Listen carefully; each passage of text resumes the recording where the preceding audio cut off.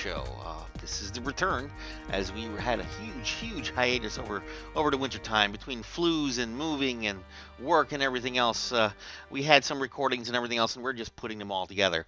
And in fact, this first one, which I am introducing, essentially was something that was caught as it was in progress. And so I have this little transition that begins with us over here. And with that, we will transition into our interview with Stuart Williams in regards to cloud topics that are really cool, that we're going to divide it into two parts. So you'll see another intro from me coming up in the next episode. Until then, here we go, transitioning in. So what you're actually seeing are the DS bits being rolled out. Gotcha. So, see, my thing is, and this is... And by the way, I just got off a half-hour conference call with Google about Kubernetes and what our strategy is for marketing in 2018. What, our strategy or theirs? Or ours together? Well, ours together. Because Google invented Kubernetes. Yes. And gave it to the Linux Foundation in an astounding piece of public spirit goodness. I don't necessarily believe their motto of first do no evil, but there are moments where they are shiny. And by the way, I feel the same way about Microsoft, right? The fact that they've made a lot of stuff open source makes me happy and proud to use their tools.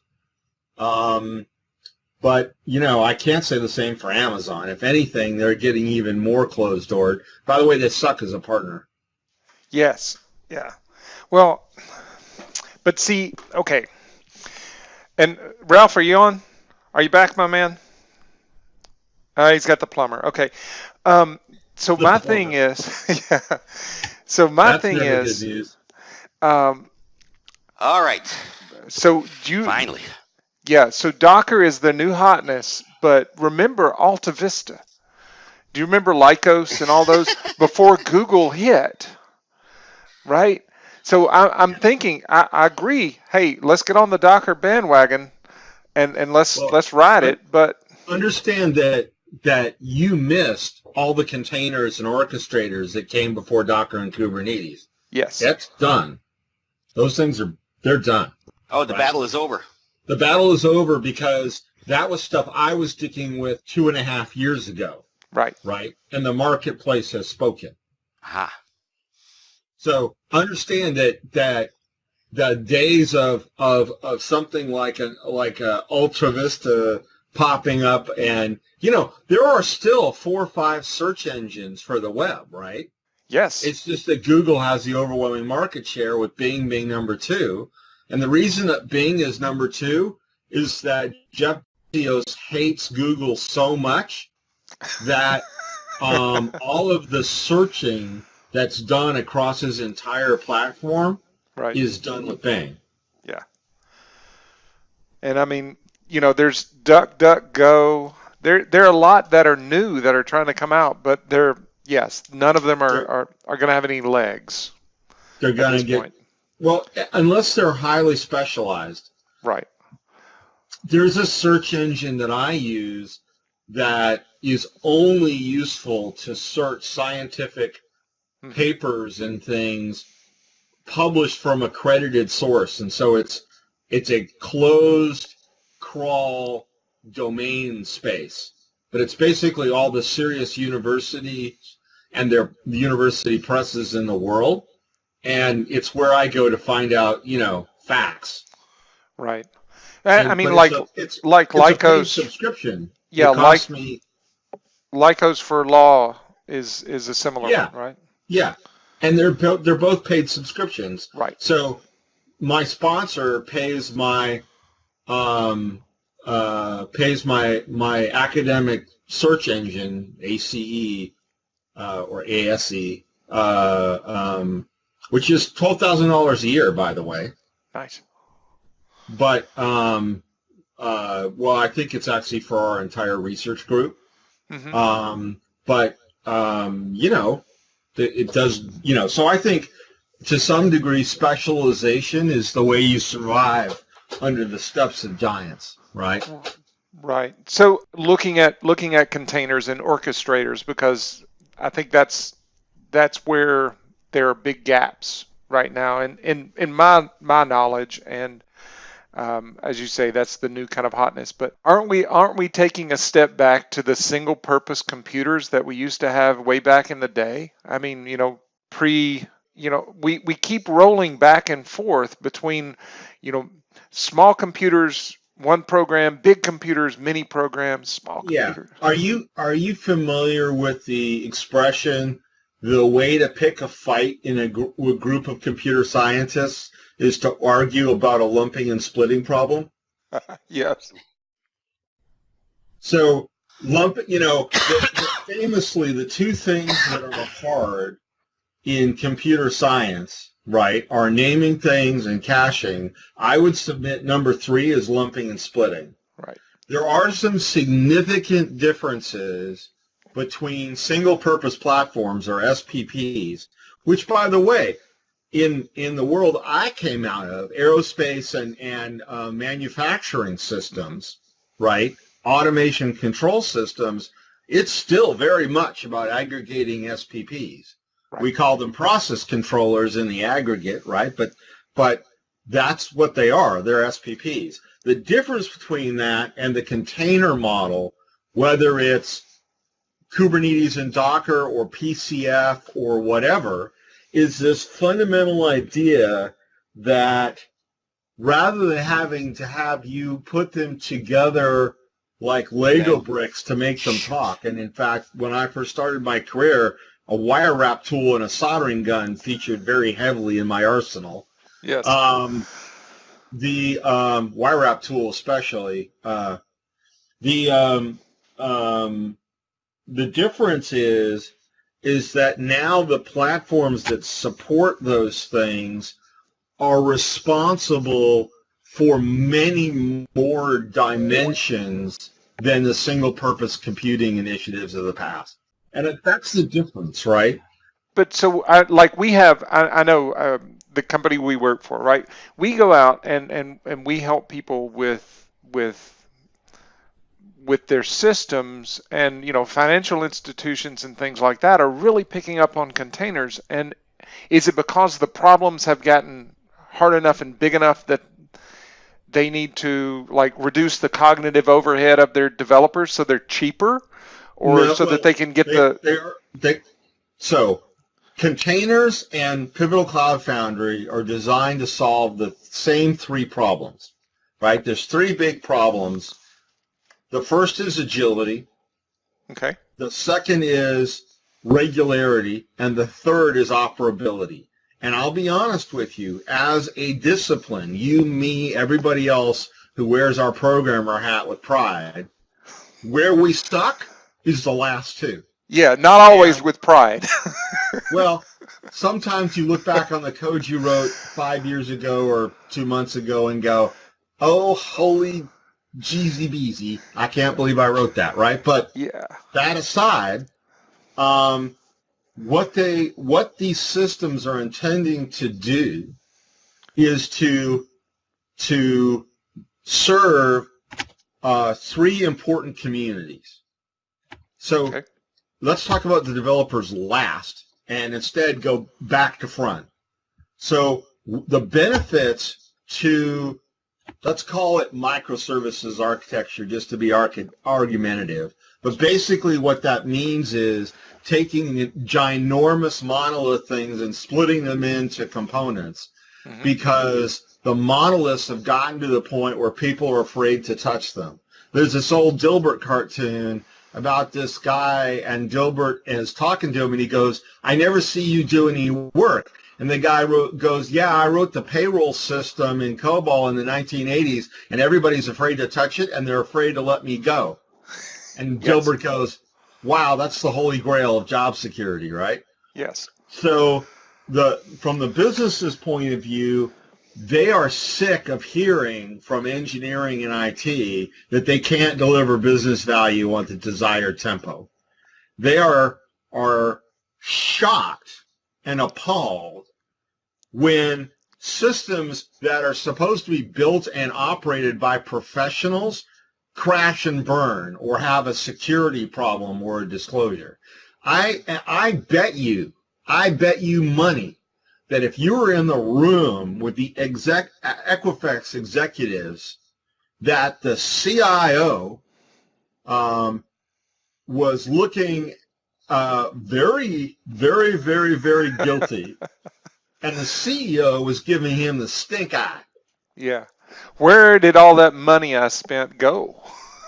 Yeah, well, and why are the results so poor, right? The Right. brand erosion for Equifax. Now, they trusted the wrong partner, but that's a whole different conversation. And the third thing that the business wants, right, is they never want to hear, as Midlands Bank had to tell a ton of their customers 2 years ago, that all of their data was gone and they were going to have to reconstruct their accounts. Right. Right? So from the business side, what do microservice or architectures and the physical implementations of those, which are platform as a service, containers, and frameworks like Pivotal Cloud Foundry, what do those things bring to the business? They address those concerns. Right. The second community is the ops community. And, you guys have probably famously heard some of my rants about operability, right? It's my pet peeve because I started in computer science as an operator. So when you don't know how to deploy a system, when you don't know how to scale a system, when you don't know how to configure a system, when you don't know as an operator if the system's up and healthy, if you can't figure out looking at a system whether or not it needs more resources or whether or not you can ensure business continuation or not, Right. right? So all three of these things, platform as a service, containers, and frameworks like Pivotal Cloud Foundry, address those things by taking them out of the hands of developers, right? The underlying plumbing is responsible for key operator concerns, not developers. Okay. So even if you wrote some code that had absolutely no logging in it whatsoever, and it's running on any of those three platforms, those platforms are capable of introspection and getting data and streams out that are operable on, right? That you can figure out the health of the system and its behavior and its need to scale and all other happy stuff, right? Right. Okay. Microservices architectures also force state and configuration to be externalized, Yes. which means that business continuation and deployment becomes much easier, right? Yeah. And then lastly, the third constituency is developers. What do developers get? All three of those things force you to adopt to some degree enterprise development patterns. Mm-hmm. They force you to build things that are small and modular in nature, so they're more maintainable, they can version separately, blah, blah, blah, blah, blah. And they give you a bit of tooling so that you spend less time writing that overhead boilerplate and more time delivering business value. And that circles back to the business who's going to get story points faster once the engineering team is at a journey level, right? Where they're fluid, they're crisp. Right, but so those three things are just the same way of solving the same set of problems. okay, but for me, and so I squeak when I walk, and I'm worried about job security. So I've gone in behind at a company that shall remain nameless that went out to Top Coder. I don't know if you're familiar with that, where you can get people to kind of compete to build your software. Oh, and, yeah. But it looks like to me that using Pivotal Cloud Foundry, just as an example, Yeah. I could split my program up and let like anonymous Joes build those components and then slap them together, and I should get some working software.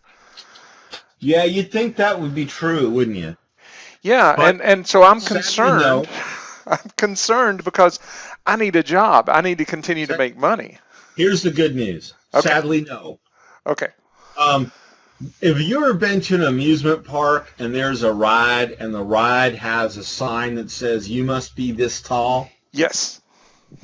enterprise things require you to be this smart, this thoughtful, and this disciplined in order to succeed. Okay. So could you go out to the open market and say, I need a weather aggregation service, and here's the swagger that the thing needs to conform to? Mm-hmm. Yes. When you deployed that thing into production, assuming that it passes its acceptance test, would you be happy with it? Depends. Would it be an asset that would scale and be reusable and have other enterprise attributes? Mm-hmm. Probably not. Okay. So those guardrails are there, but they're not. There's nothing to keep you from gunning that car off the cliff through the guardrail. Okay. They make it harder, Okay. and they make it easier to detect when you're heading towards the guardrail in the same way that my Toyota beeps at me when I'm too close to it. Okay. But the dream that the business has of being able to shoot the engineering and operations team in the head and just tell the computer what they want it to do Mm-hmm. is so far in the future you can't even see it. By the way, when I was 9 and at UC Berkeley, this was the topic of conversation, right? There was a famous article by an academician at Berkeley that said, in 5 years, there'll be no computer programmers because 4GL and 5GL languages will make it possible for business people to write their own software. Yes. Never can happen. Well, no, but look at Excel. Look at the number of businesses that are running on Excel poorly, I admit, but that are running on Excel. But here's the problems have changed, right? We've got harder and harder problems. There's 2 rules they teach you the first day of, I don't know if you went to an engineering school or a computer science school, whatever, but I went to an engineering school. So every engineer, including software engineers, had to go through some engineering baseline stuff. Mm-hmm. The first thing they teach you in engineering school is measure twice, cut once. Yes. The second thing they teach you is everything works until it doesn't. Mm-hmm. Okay. And that's the deal, man. Depending on what your needs are, everything works until it doesn't. You can run a pretty good-sized business on Excel until you hit the column or row limit. Right. Okay, so I'm buying in now. Hey, that's my thing. I heard my magic word. So before anyone thinks that I wasn't here at all and I just came in just to cough, I heard my magic word, Excel. That's my baby. Right. That's my guy. So before I agree. I'm on with containers then. Awesome. I looked at Pivotal Cloud Foundry. I looked at Azure Stack. I looked at all those things. And, for me to build my own local version, because I'm a hands-on kind of guy, and I've got this laptop that's really sweet, and it's got 32 gigs of RAM, and I can stand up a SharePoint instance on it, and it's awesome. But to stand up Pivotal Cloud Foundry? You can set up Kubernetes or Pivotal Cloud Foundry or Azure Stack on that same laptop. It's just sometimes the tooling is not quite there yet. No, it claims I need 142 cores. What the heck are you trying to do, man? I'm looking at standing up the full stack. Are you sure that's not your wife's Apple list, from before Halloween? Yeah, I have to say, I think that's an operator error, man, because I run Kubernetes on my desktop. I run the Azure simulators on my desktop all the time. I run, and I have, by the way, I'm using an the original E6530 we got 6 years ago. Yeah. I refuse to switch laptops. Okay. You know why? Because it still works. That's why. Right. So you are you running on an SSD though? Did you at least let them upgraded the hook you RAM up. to 16 gigs of RAM, and I upgraded to an SSD, not Yeah. because I wanted the SSD performance, but because I freaking ran out of space. Gotcha. So I upgraded because my hard drive was on E, and I went, oh, I'm not deleting any more crap, so I better buy a new hard drive, and it turned out an SSD turns out to be pretty cool, right? I mean, Yeah, they're pretty sweet. So what do I need to? I mean, I saw your video on standing it up in Azure, setting Kubernetes up in Azure. sure. What do I need to get started locally? Do we have anything? Yes, you need Minikube. Minikube. So Okay. I will post some links to how I set up my local Kubernetes environment on my box. But basically, it's a 3-step deal. Step number 1 is you enable Hyper-V on your desktop. So if you're running Windows 10 or a server OS, you turn on Hyper-V. Okay. The second thing you do so the subset of step 1 is you go and make an externally available network connector for your Hyper-V. It's a 3-click deal. There's a web page shows you how to do it. Gotcha. The second thing you do is you install Minikube. Okay.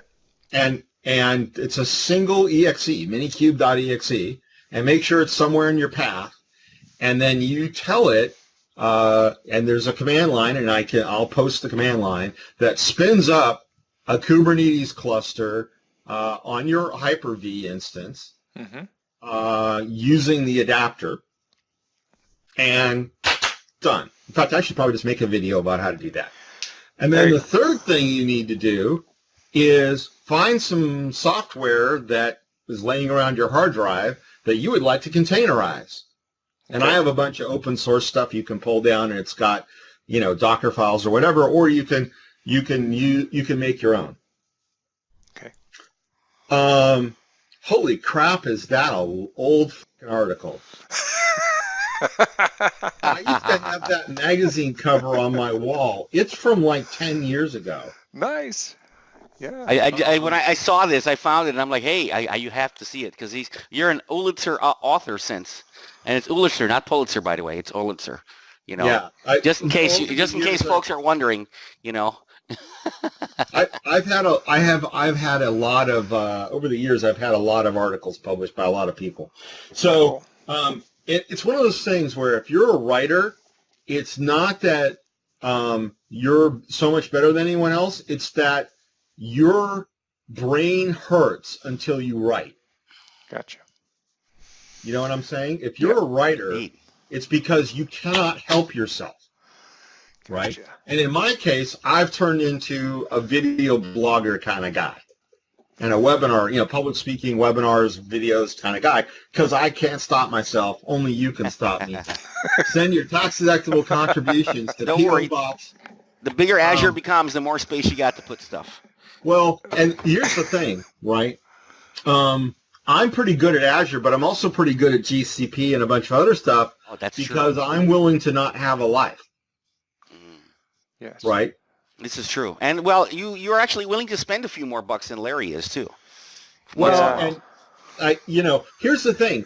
We get $150 a month Azure credit, and all you have to do is freaking turn stuff off when you're not using it. Exactly. Like I demo this. Correct. I demo this all the time. I show, look at my screen. Look, I'm not using anything because everything is off and stopped. It's off. And then when I want to spin something up, I go click, click, and it's on again. Right. Yep. And then I do whatever, and I turn it back off again. I mean, I just did a webinar on cost control. Oh, there it is. In fact, there it is.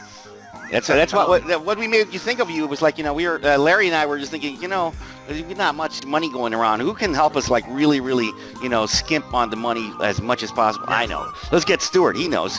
He did a webinar. Sure enough. Let's get him.